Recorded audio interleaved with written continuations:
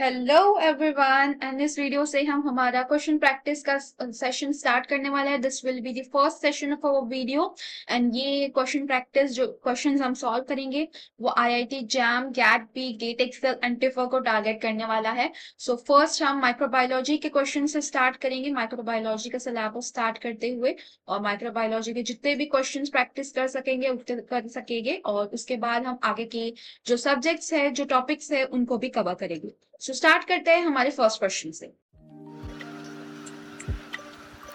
Assalamu alaikum. Hello everyone and welcome to IQ Star Education. ये हमारा prokaryotes and viruses से हम start करेंगे। बैक्टीरियल सेल स्ट्रक्चर से हम स्टार्ट करते हैं क्वेश्चन नंबर 1 को। पहले आप ट्राई कीजिए and then I will tell you the answer.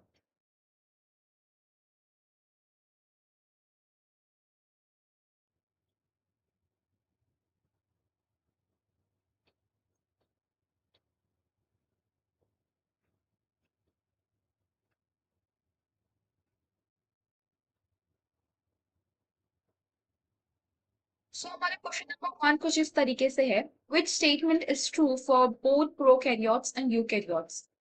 So prokaryotic cells are generally much larger than the eukaryotic cell. नहीं, ऐसा कुछ नहीं होता। Eukaryotic cells have ribosomes and prokaryotic cells do not. नहीं, राइबोसोम्स नहीं होगे तो प्रोटीन सिंथेसिस नहीं होगा, बट प्रोटीन सिंथेसिस यूकैरियोटिक और प्रोकैरियोटिक दोनों सेल्स में होता है।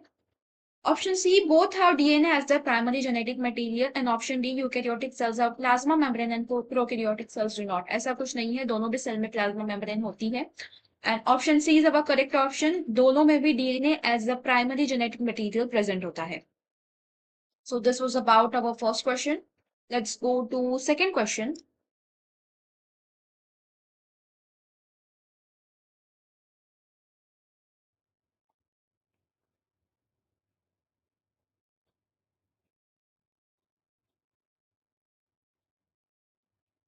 So our question second says acid fast staining of gram-positive mycobacterium is due to. So इसका correct answer है option number B, presence of mycolic acid in the cell wall. So इसका second option जो है वो correct answer है। Third question को try करते हैं।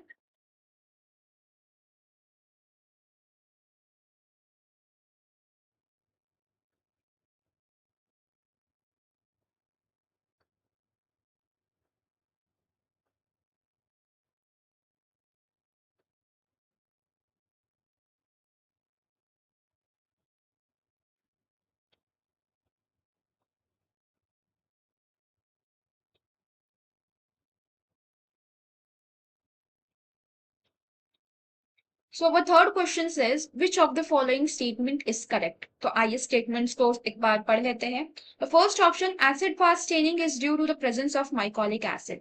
ये हमने ऊपर ही स्टडी किया था एंड यही करेक्ट ऑप्शन है एक्चुअल में, बट फिर भी बाकी के ऑप्शंस को एक बार देख लेते हैं।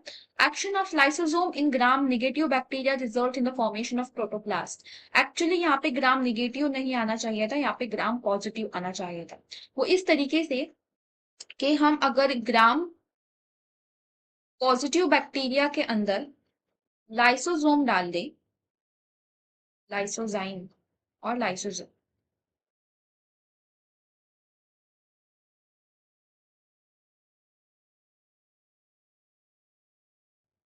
so it will result in the formation of protoplast.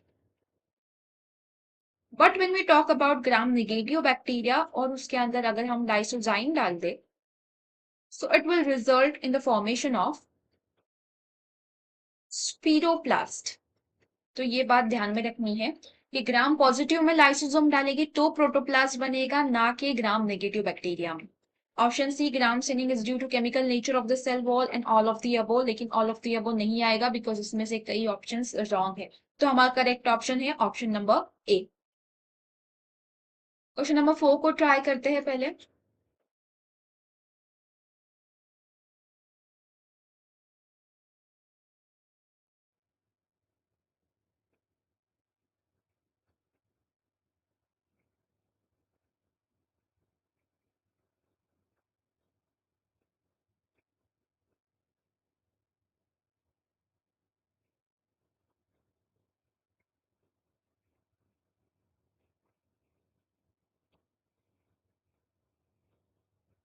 Question number 4 says the cell walls of the gram-positive bacteria contains two modified sugars, N-acetylglucosamine यानी कि NAC and N-acetylmuramic acid यानी कि NAM. They are covalently linked by. So, as we all know that cell wall जो होती है ग्राम positive bacteria की, उसके अंदर शुगर होता है, वो शुगर से बनी हुई होती है एंड उसमें दो तरीके के शुगर आते हैं, एक नैग यानी कि एन एसिटाइल ग्लूकोसामाइन और एक होता है NAM which has the full form N acetyl muramic acid. और ये दोनों एक दूसरे से कोवैलेंटली कनेक्टेड होते हैं, कोवैलेंट बॉन्ड होता है और ये बॉन्ड होता है beta 1,4 glycosidic bond which is the option number D. Now let's solve the next question.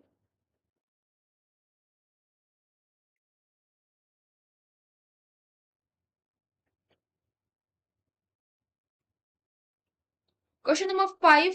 Which of the following is essential for living cell?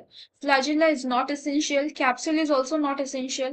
Cell wall is also not essential. But the cytoplasmic membrane जो है, जो enclosed करता है सब cytoplasmic organelles को, वो essential होता है. उसके बगैर एक लिविंग सेल सर्वाइव नहीं कर सकता. So this was very easy और डायरेक्ट क्वेश्चन था. क्वेश्चन नंबर 6 पे फोकस करते हैं. पहले आप ट्राई कीजिए.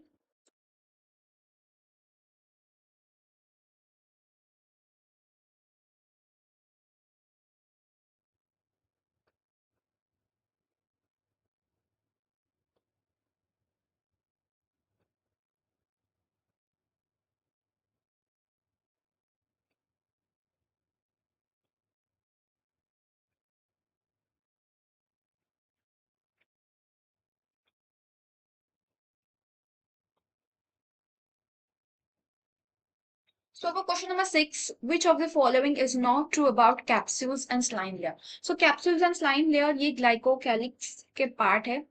So ग्लाइकोकैलिक्स में दो पार्ट आते हैं, जो कि आउटर मोस्ट लेयर है एक बैक्टीरियल सेल वॉल की, सेल एनवेलप के अंदर का एक पार्ट है ग्लाइकोकैलिक्स.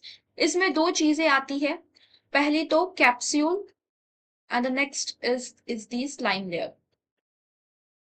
कैप्सूल जो है वो टाइटली एसोसिएटेड होती है, बट जो स्लाइम लेयर है वो लूजली एसोसिएटेड होती है. कैप्सूल प्रोटेक्ट करता है फाइगोसाइटोसिस से एंड विरुलेंट फैक्टर है वो, और स्लाइम लेयर की बात करें तो वो डेसिकेशन को प्रिवेंट करता है, बिकॉज ये म्यूसिलेजिनस लेयर होती है, ये जो डेसिकेशन या ड्राई होने से सेल को बचाता है. सो देखते हैं ऑप्शंस क्या कहते हैं. They consist of secreted material lying outside of the bacterial cell wall. नहीं, ऐसा कुछ नहीं है. They can prevent desiccation of bacteria cell wall. बिल्कुल सही बात है, लेकिन ये हमारा करेक्ट आंसर नहीं होगा. They are required for bacteria to grow normally in culture and they help bacteria resist phagocytosis by macrophages. So this is also a correct option. But हमारा जो आंसर होगा वो सी होगा, बिकॉज सी ही हमारा रॉन्ग ऑप्शन है. They are required for bacteria to grow normally in culture. ऐसा कुछ नहीं है, वो बिना कैप्सूल और स्लाइम के भी ग्रो कर सकते हैं. सो हमारा जो ऑप्शन सी है वो करेक्ट होगा, बिकॉज वो रॉन्ग ऑप्शन है. चलते हैं नेक्स्ट क्वेश्चन पे, which is question number 7.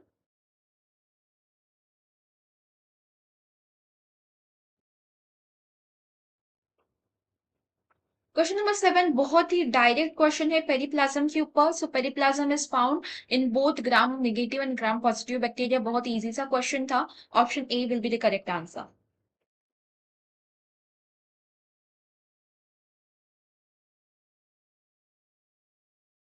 Question number 8, which is true for bacteria. बहुत ही इजी सा क्वेश्चन है और सभी को ये आना ही चाहिए. सो देखते हैं इसके ऑप्शन क्या कहते हैं. बैक्टीरिया के लिए कौन सा सही है. Bacteria lack DNA. नहीं, ऐसा कुछ नहीं होता, बैक्टीरिया में भी डीएनए होता है. Mitochondria nuclear membrane is present. नहीं, bacteria is prokaryotic cell. Prokaryotic cell में ये मेम्ब्रेन बाउंड जो ऑर्गेनेलीज होते हैं वो एब्सेंट होते हैं. C option, nucleoid is the region which contains DNA. Yes, it is correct. And RNA acts as a genetic material? No. So our correct option is the option C.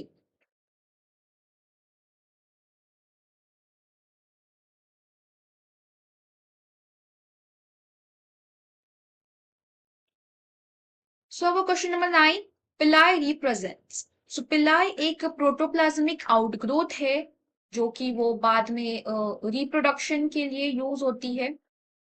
जब आप आगे के जो चैप्टर्स देखेंगे उसमें आपको पता चलेगा माइक्रोबायोलॉजी की कि पिल्लाई किस लिए यूज होती है, बाद में वो सेक्स पिल्लाई बनाता है और उसके थ्रू वहां पे वो जो जेनेटिक मटेरियल है वो एक्सचेंज होता है।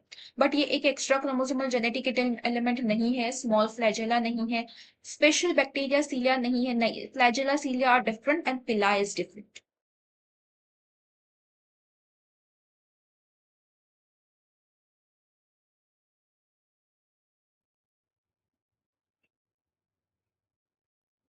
सो क्वेश्चन नंबर 10 भी बहुत इजी और डायरेक्टली पूछा गया है, streaming of protoplasm is absent in. So जो स्ट्रीमिंग होती है किसी भी सेल में, किसी भी सेल में जो स्ट्रीमिंग होती है प्रोटोप्लाज्म की, वो जस्ट एक मूवमेंट होती है प्रोटोप्लाज्म का एक जगह से दूसरी जगह पे, पूरे सेल में ये मूवमेंट की जाती है। सो ये मूवमेंट किस चीज में एब्सेंट होती है, किस सेल में एब्सेंट होती है, ये ऐसा क्वेश्चन पूछा गया है। So this is also present in parenchyma and collenchyma cell. Higher plants के सेल में भी ये ऑब्जर्व होती है, हाइड्रीला के सेल्स में भी ऑब्जर्व होती है, but bacteria cells and vessels में ये स्ट्रीमिंग एब्सेंट होती है। So our correct answer will be option number B.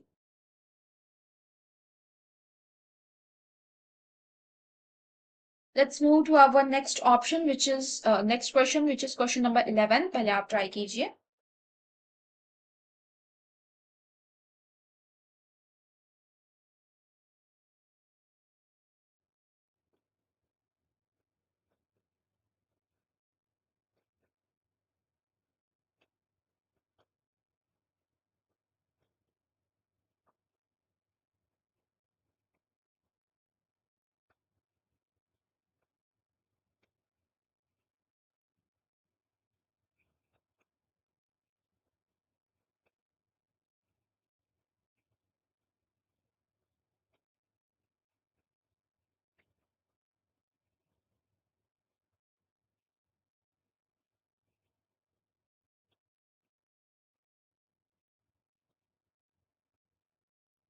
So our question 11 says teichoic acid present in the cell wall of gram-positive bacteria makes a covalent bond with what? N-acetylmuramic acid, N-acetyl glucosamine, cell membrane lipid या both A and C. So आपको पता होगा that teichoic acid is present in our gram-positive bacteria. सो दो तरीके के टेरिकोइक acid होती है, पहले तो वॉल टेरिकोइक एसिड यानी कि WTA और लिपो टेरिकोइक एसिड यानी कि LTA। वॉल टेरिकोइक एसिड जो नैम के साथ कनेक्ट होती है थ्रू पेप्टिडोग्लाइकेन, पेप्टिडोग्लाइकेन के जो नाम है उसके साथ कनेक्टेड होती है, और लिपोटेरिकोइक एसिड है वो जो सेल मेम्ब्रेन का लिपिड होता है उसके साथ कनेक्टेड होती है। तो यहाँ पे हमारा करेक्ट आंसर आएगा option A and C, which is covered in D option, both A and C, जो कि कोवैलेंटली बॉन्ड अटैच होती है, कोवैलेंट बॉन्ड से अटैच होती है, तो ये आपको पता चाहिए। Let's try question number 12।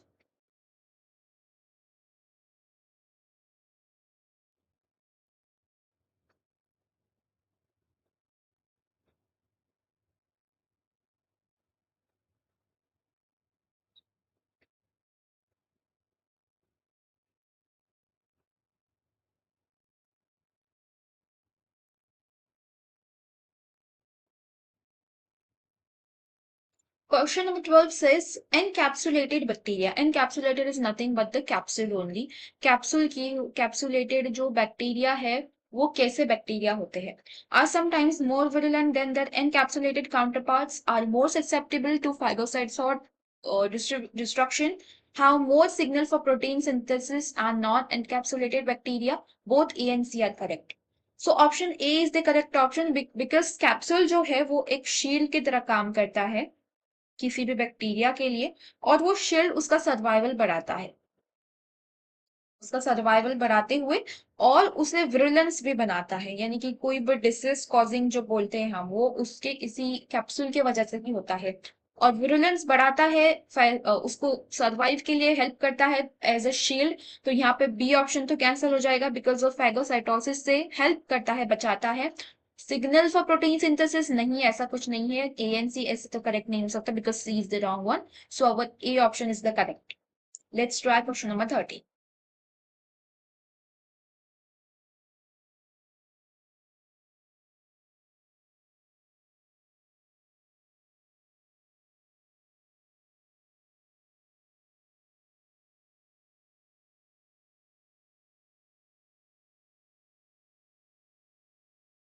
सो 13 भी बहुत डायरेक्टली पूछा गया है, एक डायरेक्ट क्वेश्चन है। बैक्टीरिया का जो फ्लैजेला है वो उसको मोटिलिटी प्रोवाइड करता है, but by which moment? So answer will be above b option, rotary moment. Let's try question number 14.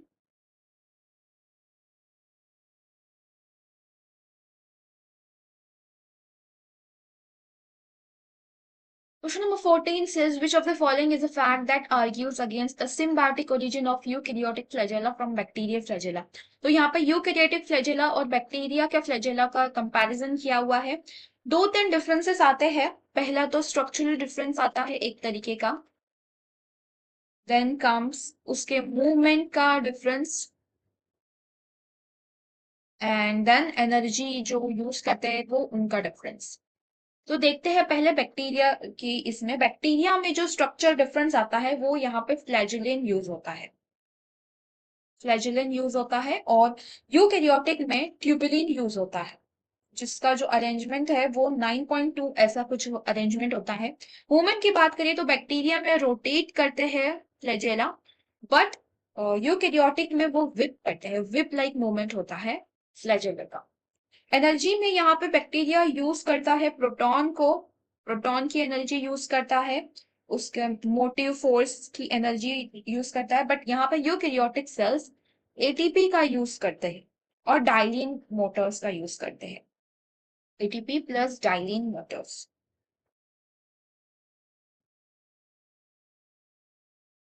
तो यहाँ पे हम जब ऑप्शंस को देखें, bacterial flagella typically contains flagellin, yes, and eukaryotic flagella contains tubulin, yes. So option C, option A is the correct one, but हमें क्या निकालना है?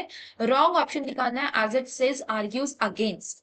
So B option देखते हैं, bacterial flagella rotate, eukaryotic flagella do not rotate. Yes, it is also correct. Bacterial flagella are directly energized by electrons. Yes, protons के through वो energy को acquire करते हैं. And from the respiratory system of the plasma membrane, eukaryotic do not, because eukaryotes use ATP. So option C भी correct हो जाएगा. Then more than one of the above argues against the symbiotic theory. So this is our correct option.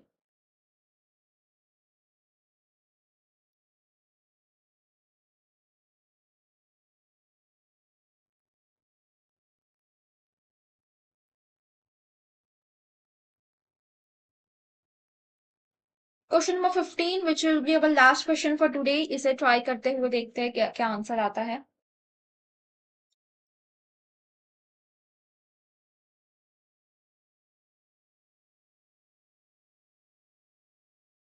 So our question 15 says, Bacillus anthracis capsule consists of which of the following?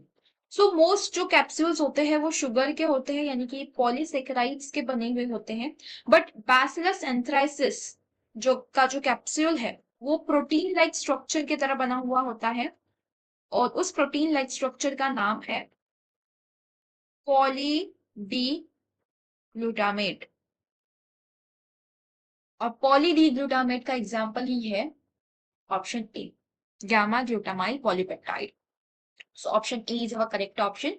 सो आज के लिए हम 15 questions तक ही stop करेंगे। Next video में हम बाकी के क्वेश्चंस को कवर करेंगे, और एक बार सबका टाइम फिक्स हो जाने के बाद हम लाइव सेशंस भी कंडक्ट करने का ट्राई करेंगे। So stay tune till the end. अगर आपको कोई एक एग्जाम भी क्लियर करनी है तो क्वेश्चन प्रैक्टिस करनी ही पड़ेगी। Question practice is a very basic thing that everyone should follow in the timetable. So stay tuned till the end to watch the live session as well.